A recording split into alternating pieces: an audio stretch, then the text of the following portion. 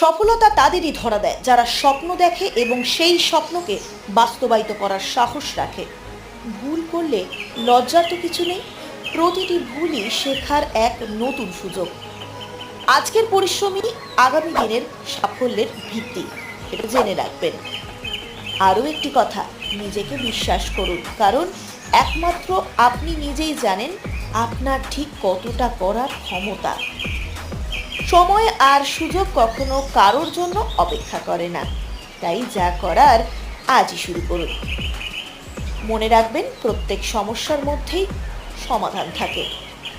স্বপ্ন বড় হওয়া উচিত, তার কারণ বড় স্বপ্নই বড় অর্জনের পথ দেখায়। আরও একটি কথা, নিজেকে সবসময় উৎসাহিত করুন, কারণ আপনার সাহসই আপনার সবথেকে বড় শক্তি।